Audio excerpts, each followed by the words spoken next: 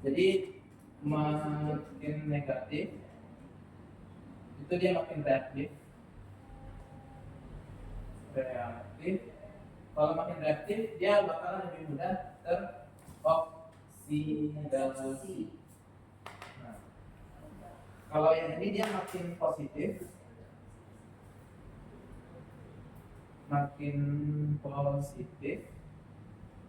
dia itu bakalan makin tidak reaktif. Tidak reaktif. Nah, dia itu bakalan mengalami reduksi. Nah, dia. Jadi makin negatif ke sini kan makin reaktif tuh.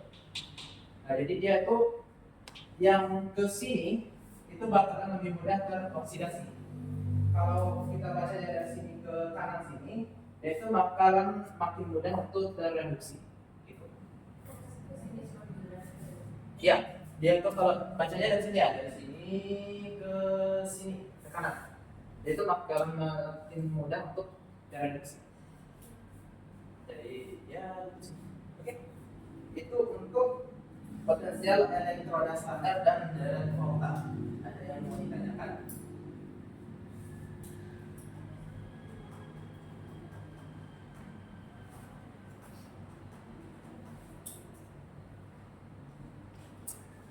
Oke, kalau mau dicetak dulu juga boleh.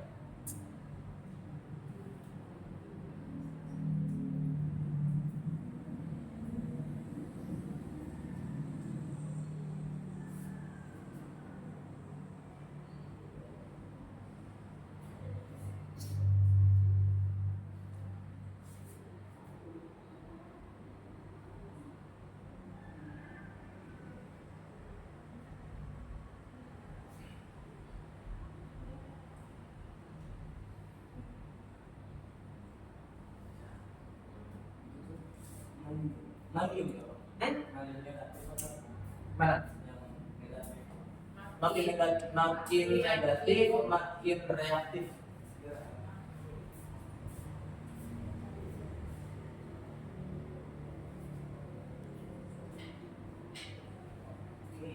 Kalau udah bisa untuk kerjakan cek konsep untuk potensial elektroda standar dan dari volta.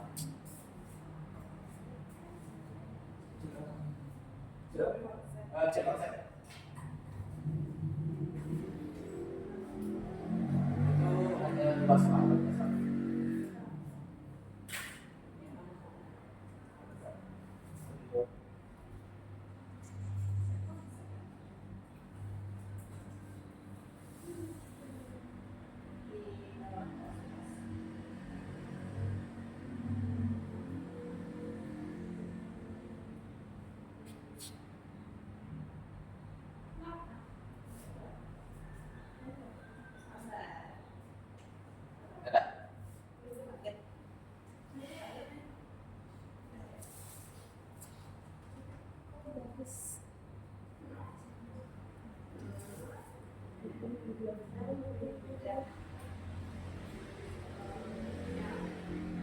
Konsep potensial elektroda standar dan elektrolinear.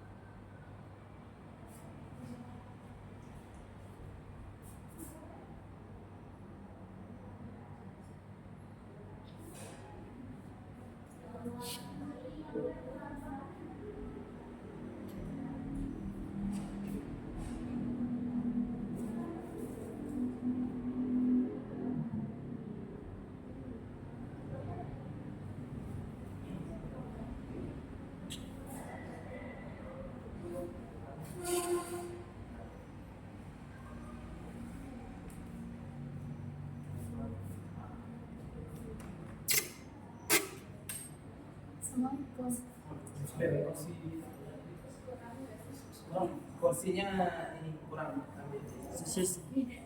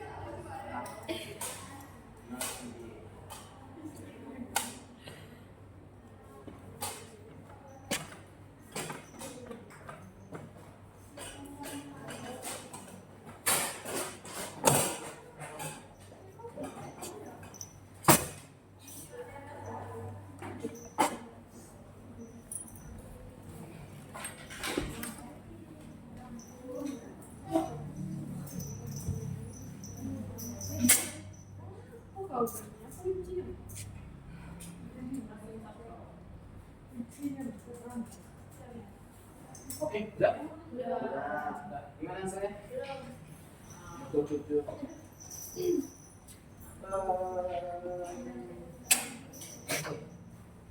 Coba lihat dulu di konsep potensial yang baru datang.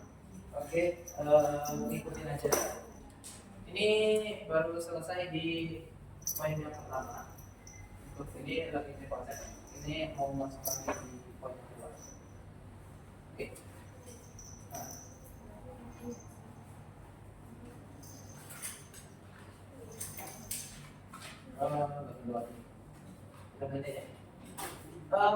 Oke, kita lanjut untuk yang pertama udah potensial elektroda standar dan dari volta. Ini udah kita ulas ulang lagi bagi baru datang. Ini udah ada nanti intinya itu di potensial elektroda standar itu membandingkan potensial energi elektron yang dimiliki untuk setiap elektroda. Nah, para ilmuwan dulu itu melakukan percobaan sehingga didapat yang namanya delta volta. Delta volta itu ialah urutan dari energi potensial yang dimiliki oleh masing-masing unsur. Mulai dari yang paling reaktif, makin ke sini makin reaktif, makin ke bawah sini makin tidak reaktif. Nah, di sini makin negatif, makin reaktif, maka dia itu bersifat lebih ke oksidasi. Kalau makin positif itu makin tidak reaktif, jadi dia akan mengalami reaksi. Oke, ini cara menghafalnya. Ya, kalau persamaan kita kalau mana sama Firaun dan Sulaiman bahwa hidayah ruh hangus ada pahit tahu. Oke, nah lanjut kita di sel volta. Nah tadi udah untuk potensial elektron standar dan dari volta. Nah untuk sel volta ini gak bakalan jauh dari volta yang udah kita catat tadi. Nah, oke, untuk sel volta tersendiri itu terdiri atas 3. Yang pertama ada elektroda, ada jembatan garam, sama larutan elektrolit. Nah, di elektroda itu ada katoda yang mana bersifat reduksi, sehingga itu dia menangkap elektron dan muatannya hapus, muatannya positif. Kalau anoda oksidasi, dia itu melepas elektron dan muatannya negatif. Nah, kalau kita lihat di sini ya, ini katoda, ini anoda. Nah, ini elektron, elektron bergerak ke sini. Nah, jadi dari negatif ini Z ini dia melepaskan elektron.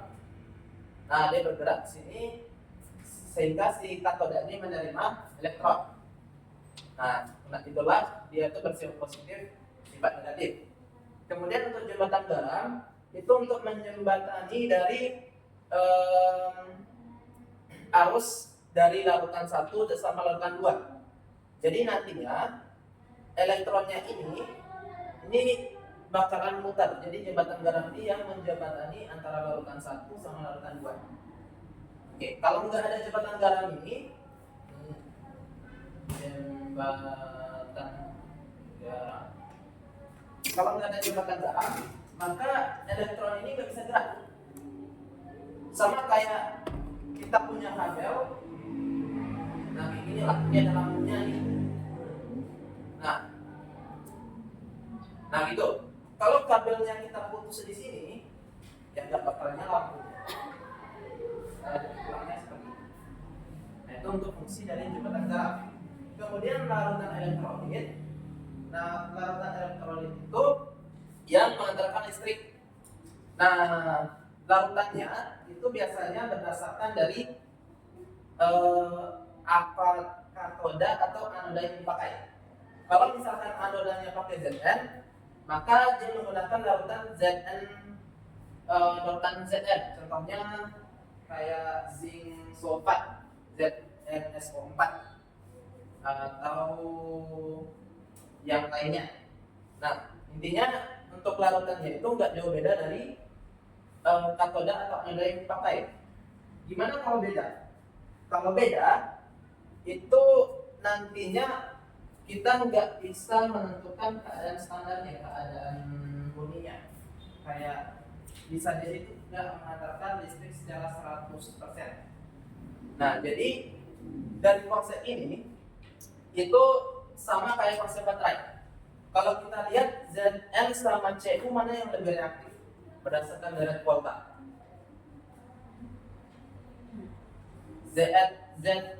Zn-nya di sini, terus Cu-nya di sini. Nah, mana yang lebih reaktif? Zn kan yang ini yang lebih reaktif. Nah, dia itu yang bersifat reaktif, maka dia itu makin tinggi dari elektronnya, maka dia itu akan cenderung mengisi yang lebih rendah. Nah, jadi kalau Zn dicampur sama Cu, maka dia bakalan cenderung elektronnya itu dari sini ke sini yang lebih rendah. Jadi yang dari yang reaktif menjadi ke yang tidak terlalu reaktif. Kalau misalkan Zn dicampur sama Na misalkan, maka Na yang bakalan mengirimkan elektron ke Zn-nya gitu. Jadi kalau misalkan Na kita gabung lagi sama Ba sini, nah Ba-nya yang bakalan ngirim. Nah, gitu. Jadi itu tergantung dari siapa yang lebih reaktif. Jadi yang reaktif itu yang bakalan ngasih elektron. Nah, itulah kenapa ini disebut potensial elektroda standar. Karena kita nggak ngapa-ngapain, cuma kita taruh rangkaian ini, elektronnya ngalir sendiri. Nah, gitu. Itu yang dinamakan untuk sel volta. Oke, untuk sel volta ini ada yang mau ditanyakan? Kalau ini alat ukurnya ya. Ini alat ukur alat ukurnya amplifier. Alat ukur untuk listrik. Biasanya ada tuh yang pakai titik buaya tuh yang sering dipakai karena orang-orang listrik gitu. Cuman namanya ada apa sih? Kayaknya teman-teman bisa searching. itu untuk yang karakternya.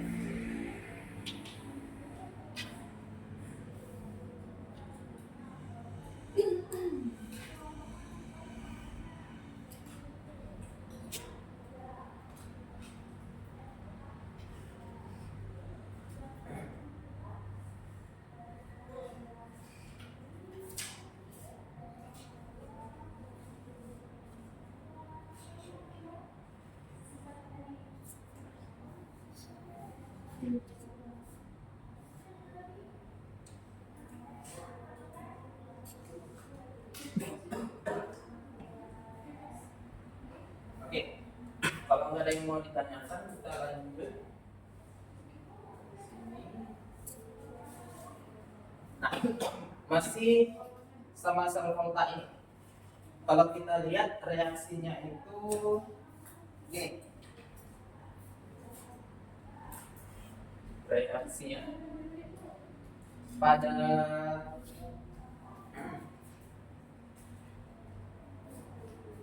anoda sama katoda.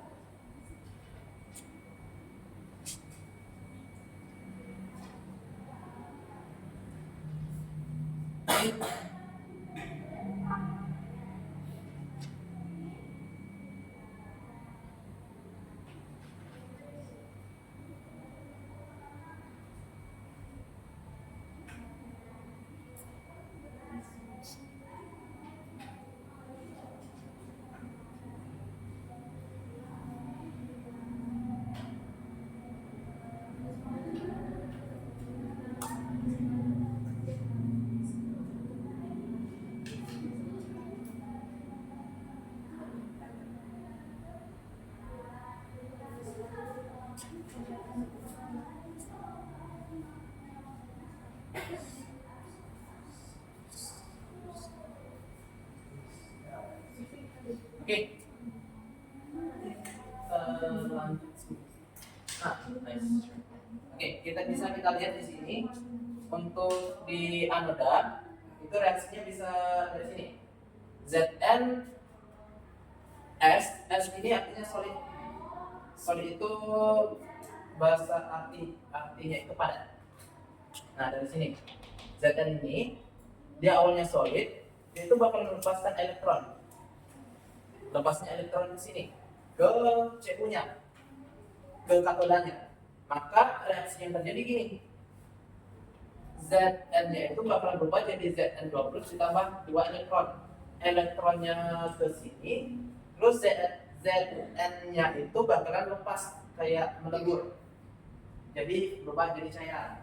Jadinya kalau kita punya katodanya sebanyak ini, dia itu bakalan berkurang kayak berkurang. Jadi berkurang gitu. Sama kayak kenapa baterai AC itu bisa habis dayanya. Nah, karena ada reaksi ini tadi. Gitu. Nah, jadinya dia berkurang, elektronnya pindah ke sini. Gitu. Sedangkan untuk di katoda, nah itu dari Cu2 plus AQ ini dalam bentuk larutan yang ini, larutannya sini, dia itu bakalan padat ke katodanya, bakalan meningkat ke katodanya sehingga dia itu ditambah lagi dengan menerima elektron di sini. Nah, jadinya itu Cu-nya bakalan makin banyak jadinya bakalan menggumpal lah Cu-nya di sini gitu. Jadinya bertambah gitu. Nah, itulah. Ya, Z-nya berkurang, Cu-nya bertambah. Reaksinya gini. Oke, nangkap bisa? Nah, gitu. Jadi reaksi akhirnya, reaksi selnya itu didapat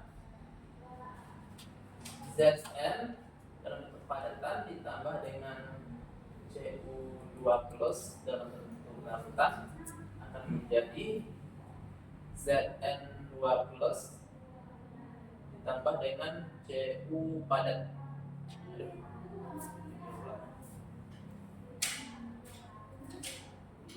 Nah, gitu. Jadi reaksinya gini. Kalau untuk penambahannya gini, Zn ini kan nggak ada lawannya di sebelah sini, jadi turun. Cu-nya sini turun. Ini kan ada 2 elektron. 2 elektron sini, di atas ada 2 elektron. Ini kan di sebelah kiri tanda panah, di sebelah kanan tanda panah. Kalau kayak ini bisa kita coret. Karena itu ya karena dia ini 2 elektron sini kayak gini, kayak perpindahan gitu, kayak pengurangan apa ya, kayak matematika aljabar gitu maksudnya. Jadi ini sama. Nah, habis itu Zn-nya turun, Cu-nya turun sisanya. Jadi reaksinya seperti itu. Untuk mudahnya di sini, ini ada namanya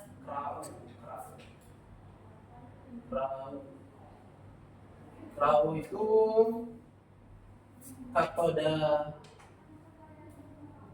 reduksi, anoda oksidasi. Kalau bisa kita lihat Zn ini kan di katoda ya, di anoda.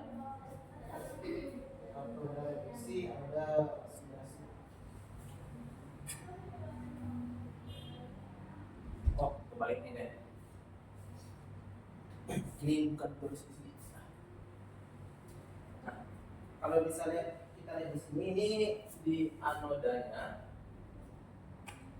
Bentar, kita ulang dulu. Kita cara nulisnya aja dulu. Kalau reaksi selnya seperti ini, itu ada yang namanya notasi cara nulis notasi sel. Reaksi sel ini ada lagi yang namanya notasi sel. Notasi selnya itu ini. Zn itu, nah, padat garis Zn 2 plus bantang garis 2 Cu 2 plus terus garis 1 Cu padat gitu. Artinya gini, Zn ini itu bakal berubah jadi Zn 2 plus yang terjadi pada anoda. Nah, kemudian si Cu2 plus ini berubah jadi Cu yang ini pada katoda. Nah, yang ini pemisah jembatan garamnya. Jembatan garam. Nah, jadi anodanya ini reaksinya, ini notasi sel. Biasanya di soal ditulis tuh. Kalau notasi selnya gini itu reaksinya gimana sih? Gini, notasi sel itu didapat dari reaksi selnya gimana? Reaksi selnya didapat dari mana? Dari reaksinya, atau dari mana? Katanya gimana? Jadi nanti di soal itu ada, kalau ditanyakan notasi sel gini, jadi kita Zn-nya dulu. Nah, cari pasangan Zn-nya di sini. Kita kali 1, cari pasangannya. Jadi Zn-nya jadi apa? Kalau Cu-nya jadi apa? Ya, seperti itu. Jadi kalau bisa kita lihat, Zn ini kan jadi Zn 2 plus ya. Nah, kalau dari muatannya itu dari 0 ke 2 plus. Kalau naik bilangan apa namanya? Bilangan oksidasi reduksi. Kalau naik itu masuk apa? Oksidasi atau reduksi? Oksidasi. Nah, kalau dia turun, ini kan 2 plus jadi 0. Reduksi. Nah, itulah kenapa ada yang namanya Krau ini tadi. Biar cara cepat ngapalnya. Jadi pada katoda reduksi anoda oksidasi. Nah, jadi biar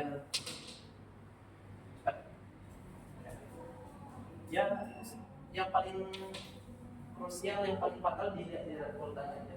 Urutannya jangan sampai salah. Oke, ada yang bertanya?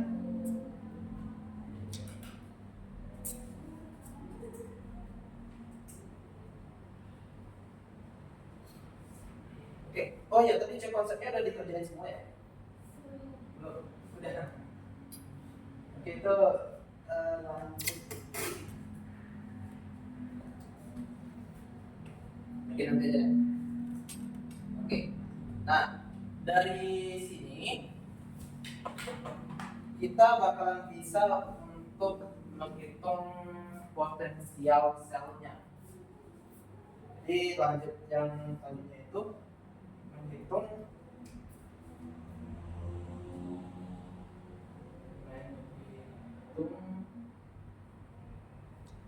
potensial sel standar.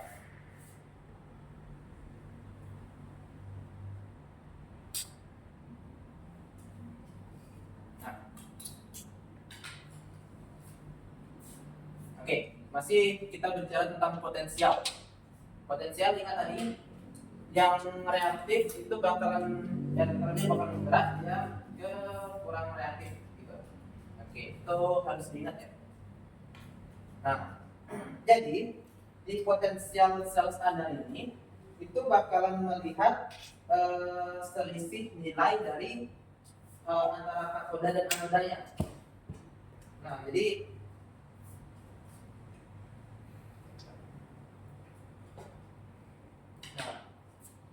menghitung potensial sel standar itu selisih nilai potensial antara katoda dan anoda.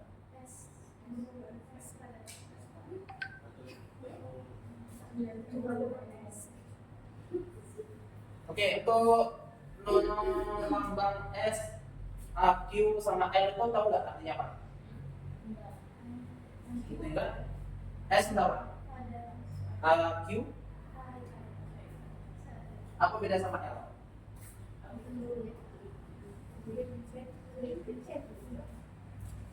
Apa bedanya yuk? Oke. Kalau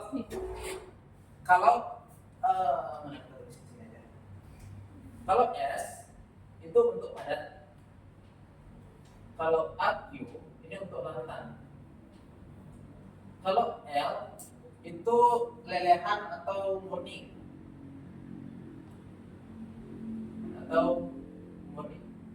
Biasanya kalau air itu ditulis H2OL biasanya. Nah, itu murni. Biasanya kalau ditulis dalam padatan misalkan NaCl L ini lelehan NaCl. Kalau ditulis NaClS itu artinya NaCl dalam bentuk padatan. Kalau ditulis NaClAQ artinya larutan. Oke. Siapa yang bisa bedain antara padatan, larutan sama lelehan? Yang benar dapat sarjan.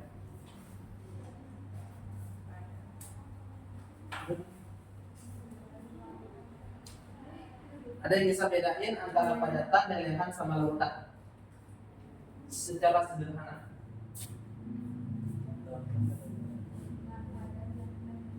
Oke, ini yang kampus ya.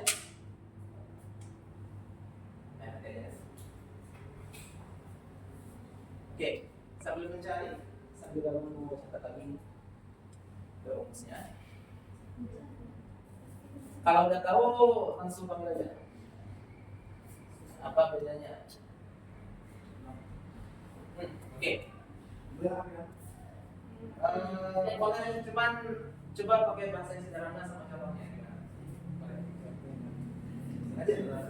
Boleh lanjut aja sebisanya ya. Setelah ketika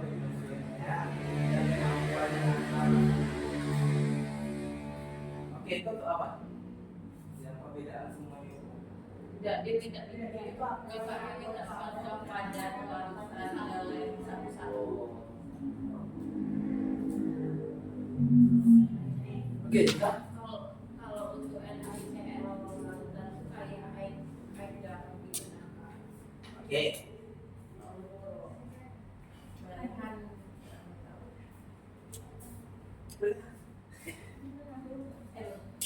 yang penting tadi garamnya dari garamnya. Oke.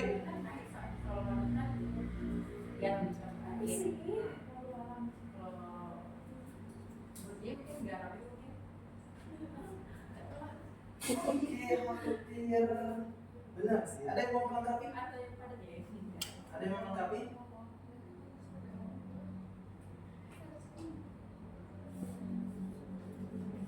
Oke, kami cepat aja. Itu yang resminya. Oke, nah. Ada yang lagi? Melengkapi?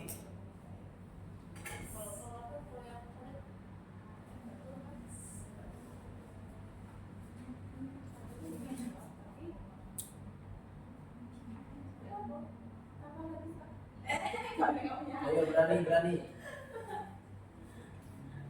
Kalau pada dia mati es. Kalau pada dia ya. Kalau bunyinya segininya.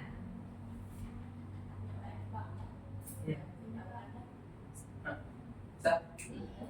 Mau menjawab?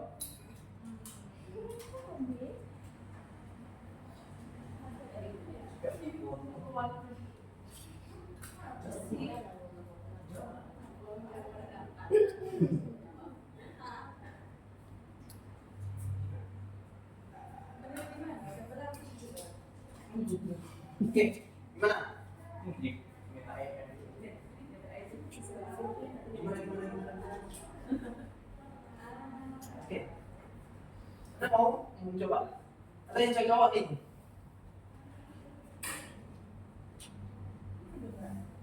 Oke. Nah, beda padatan, lelehan sama larutan. Oke, kita contohkan yang paling simpel itu gula. Kalian pernah gula pernah? Yang cewek-cewek pernah buat bikin karamel nggak? Karamel itu gimana? Cara bikinnya? Oke, gula dipanasin itu gimana jadinya? Meleleh gitu kan? Itu namanya lelehan. Gula itu dalam bentuk padatan yang kalian beli di pasar itu padatan. Waktu gula kalian masuk ke air, kalian larutkan, itu baru namanya larutan. Bedanya itu. Oke. Nah, itu untuk beda antara lelehan, padatan sama larutan. Jadi untuk garam juga sama. Bedanya, kalau garam ini kita untuk melelehkan nggak bisa pakai suhu standar. Kalau garam itu meleleh kisaran suhu itu di atas ini ya, di atas 400 atau 500 derajat Celcius. Sedangkan kalau kalian panasin pakai api kompor itu paling panas berapa ya? 200 saja. Mungkin kalian pakai api kompor yang untuk orang Kediri itu yang tahu besar, nah, mungkin sekitar 300 lah. Mungkin ya, kisaran. Jadi nggak nyampe suhunya untuk melelehkan dari si garamnya ini. Jadi kalau kalian mau melelehkan garam itu udah kayak ada orang tungku besi itu yang orang melelehkan besi itu, si paneksi. Itu suhunya sampai 1000 derajat Celcius.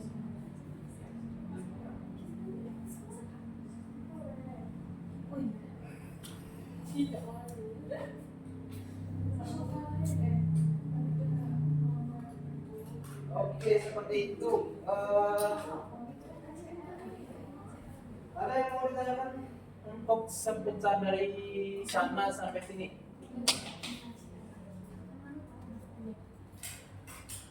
Kalau nggak ada, kita lanjut aja ke sel pertama ya.